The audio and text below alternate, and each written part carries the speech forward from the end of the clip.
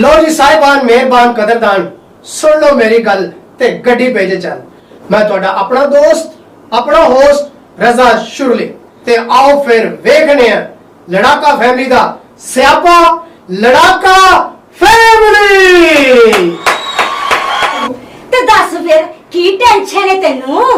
तेरे तो वड्डी केड़ी टेंशन हो सकती है? ते दस की सोचन दिया है? मैं तो ये सोच सोच के अध रिड़का हो गया। तेरा की करा मैं हर वेले मेरे नाल लड़ती रहनी है।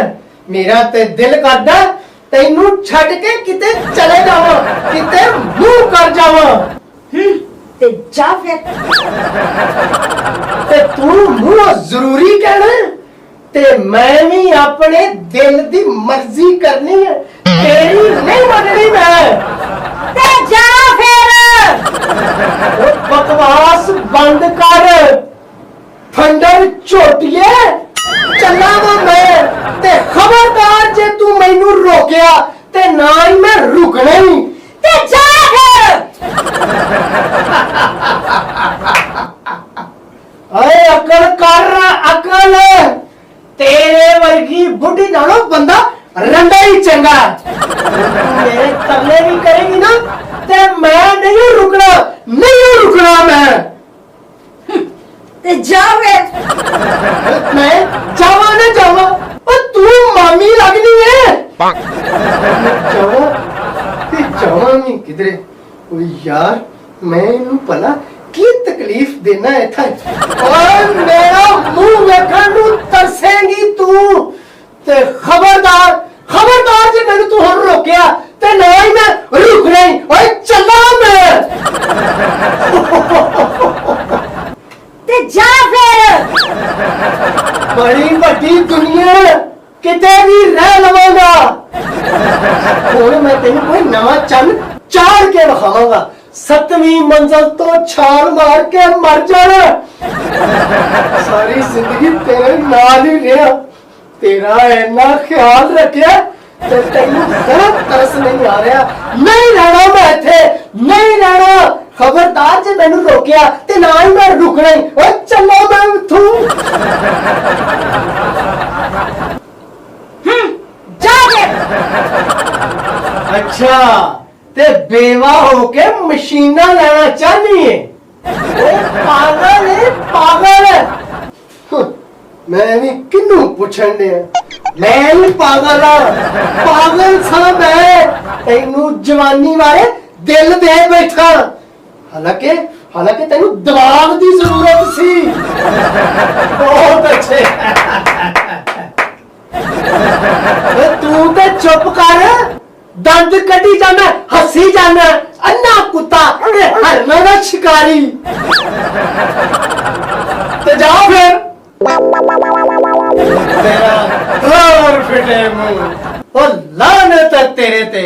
हम मियां बीवी च सुलह कराउणा बड़ी वड्डी नेकी है ते तू सुलह कराउण दी बजाय तू भी ओदे नाल ही लड़ गया। ओ मेरी जनाब मैं ते मजाक कर रहा सा। ओ बैठो बैठो तुसी बैठो जनाब बैठो। ओ बड़ी जल्दी बैठे हो जनाब। की करिए रजा साहब मुहब्बत सरकारी नौकरी ते रन मुरीदी इको जिहियां हुंदियां। बंदा रोंदा भी रहिंदा ते करदा भी रहिंदा। इन्नू रूहानी मरीदी नहीं इन्नू प्यार मोहब्बत कहंदे।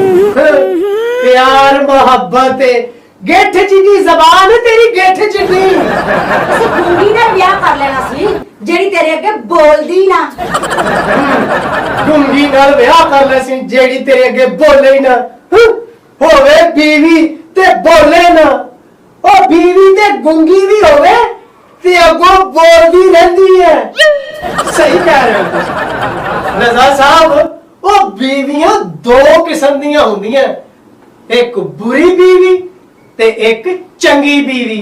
बुरी बीवी ओ हुंदी है जेड़ी अपने खामद नू बुरी तरह परेशान करे ते चंगी बीवी ओ हुंदी है जेड़ी अपने खामद नू चंगी तरह परेशान करे।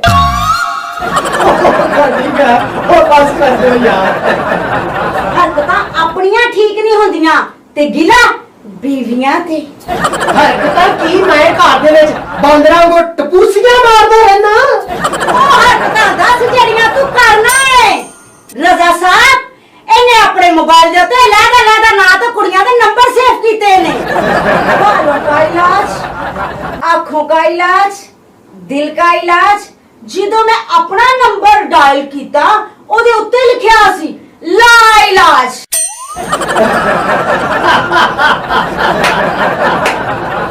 बहुत अच्छे बहुत अच्छे। ਤੇ ਆਪਣਾ ਨਹੀਂ ਪਤਾ ਕਿਤੇ ਜਾਣਾ ਹੋਵੇ ਤੇ ਕਹਿੰਦੀ ਮੈਂ 5 ਮਿੰਟਾਂ 'ਚ ਤਿਆਰ ਹੋ ਜਾਵਾਂਗੀ। 5 ਮਿੰਟਾਂ 'ਚ ਡੇਢ ਘੰਟਾ ਲਾ ਕੇ ਤਿਆਰ ਹੁੰਦੀ ਹੈ।